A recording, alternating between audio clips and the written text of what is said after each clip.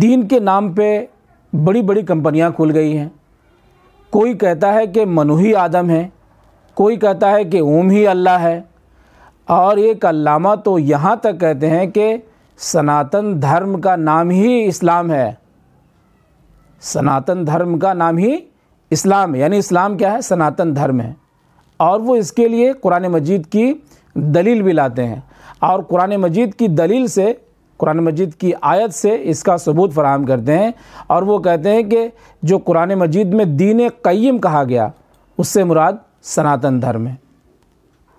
اسی طرح بھارت وشو گرو بنے گا، یہ بات بھی قرآن مجید سے ثابت ہے. یعنی یہ علامہ یہاں تک کہتے ہیں کہ اس کی رہنمائی بھی قرآن مجید میں ہے کہ بھارت وشو گرو بنے گا.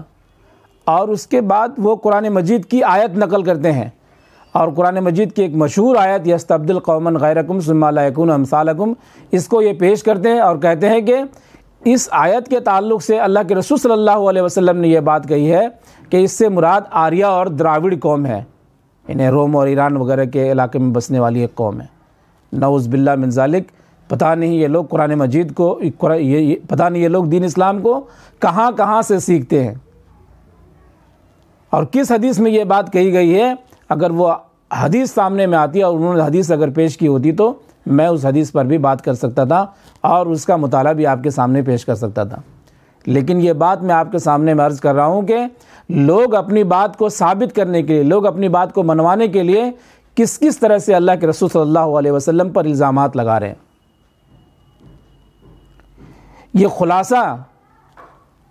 یہ خلاصہ جو ہے آپ کو بتائے گا کہ لوگ اپنے آپ کو علامہ ثابت کرنے کے لیے، اور یہ ثابت کرنے کے لیے میں بہت بڑا دین کا جانکار ہوں، قرآن مجید کے ساتھ، احادیث کے ساتھ، سیدنا حضرت محمد مصطفیٰ صلی اللہ علیہ وسلم کی سنت کے ساتھ کس طرح سے یہ چھیڑ خانی کر رہے ہیں. یہ صاحب جس کا کہ میں نے ابھی نام لیے بغیر حوالہ دیا ہے، اس کو میں نے براہ راست سنا ہے ایک سیرت النبی کے جلسے میں. اس شخص نے یہاں تک کہا کہ کافر اصلاً مسلمان ہے.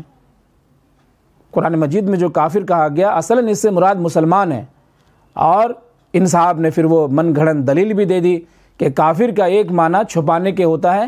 اب مجھے بتائیے کہ دین اسلام کو دوسرے لوگوں سے کس نے چھپایا؟ مسلمانوں نے چھپایا. اب مسلمان نے چھپایا تو مسلمان ہی تو کافر ہوئے نا. اب میرا یہ سوال ہے کہ سناتن کی تعریف پہ کیا دنیا کے تمام ہندو متفق ہیں؟ یعنی جو لوگ بھی اپنے آپ کو کہتے ہیں کہ میں سناتنی ہوں، اور جو لوگ بھی یہ کہتے ہیں کہ میں ہندو ہوں، کیا سناتن کی تعریف پر، جو تعریف لغت کے اندر ہے، ڈکشنری کے اندر ہے، کیا اس تعریف پر وہ لوگ متفق ہیں؟ یا ان کے دھرم گرو جو تعریف بتاتے ہیں کیا اس پر سب لوگ متفق ہیں؟ اس کا جواب یہ ہے کہ نہیں. پھر میرا سوال یہ ہے کہ پھر آپ کیوں اسے منوانے پہ تلے ہوئے ہیں؟ کیا ہندو دھرم کا کوئی بھی آدمی منو کو آدم ماننے کے لیے تیار ہے اور آدم کو منو ماننے کے لیے تیار ہے؟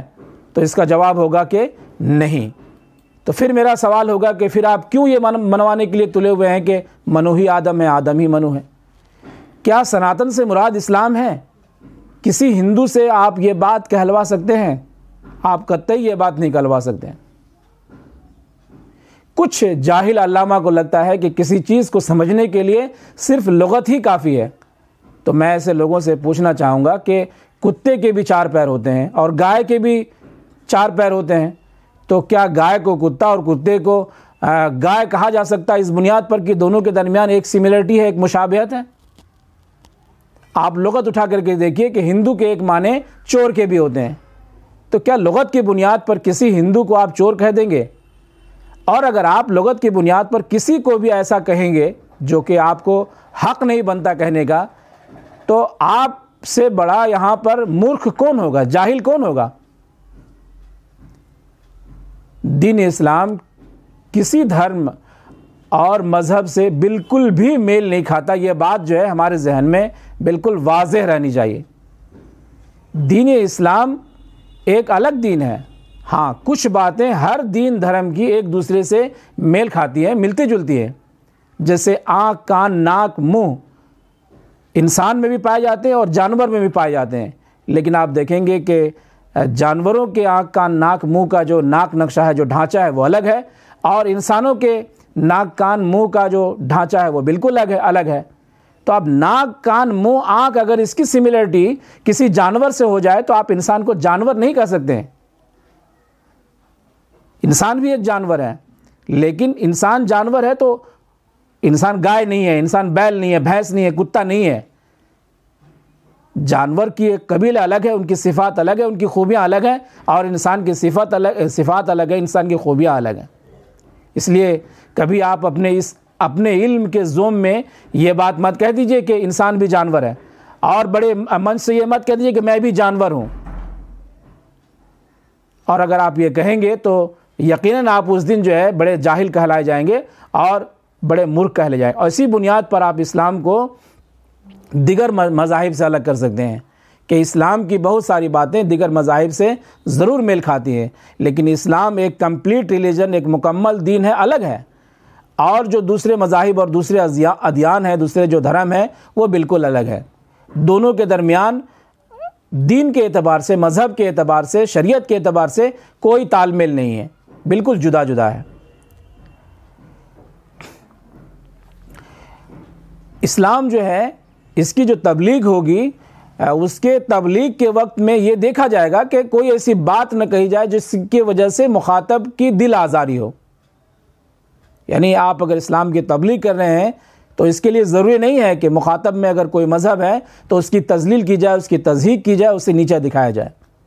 اس کی دلیل جو قرآن مجید میں ہے وہ دلیل یہ ہے کہ لا اکراہ فی الدین قد تبین الرشد من الغی، دین کے معاملے میں کسی کو زور زبردستی نہیں کی جائے گی، اور زور زبردستی کسی کو اگر اسلام میں داخل کیا جائے گا تو اسے مسلمان نہیں مانا جائے گا، یا کوئی شخص لالچ کی امید سے اسلام میں اگر داخل ہوگا تو اسے مسلمان نہیں مانا جائے گا۔ اگر کسی کو ڈرا دھمکا کے اگر مسلمان بنایا گیا تو اس کا اسلام قابل قبول نہیں ہے، اس پر پوری ملت، پوری شریعت گواہ ہے۔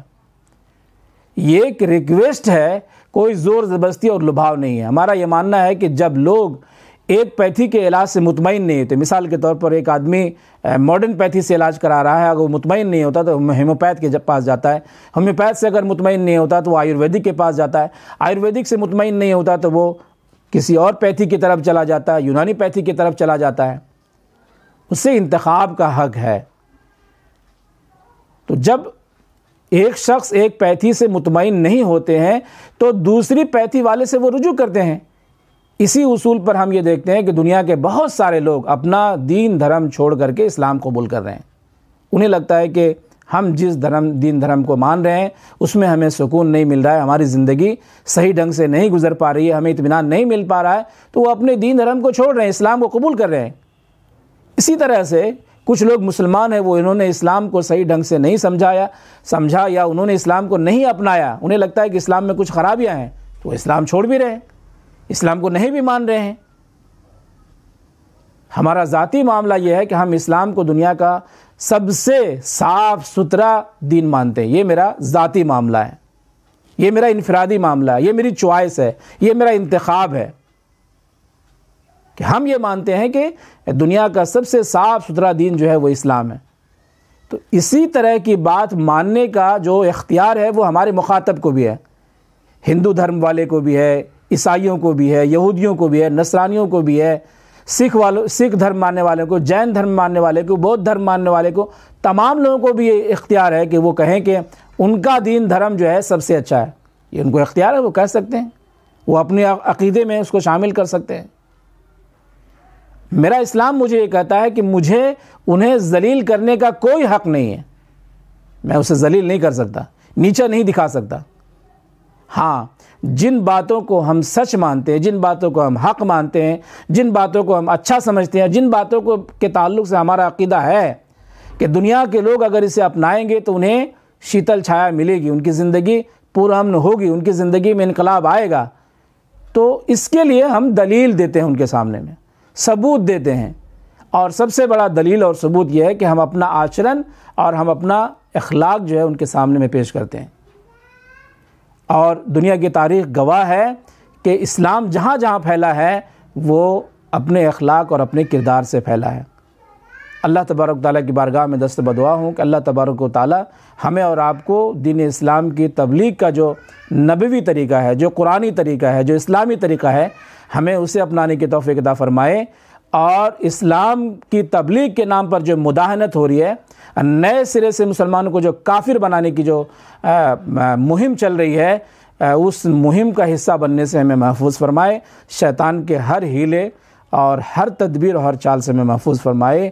وآخر دعوانا الحمدللہ رب العالمین، جزاکم اللہ خیر۔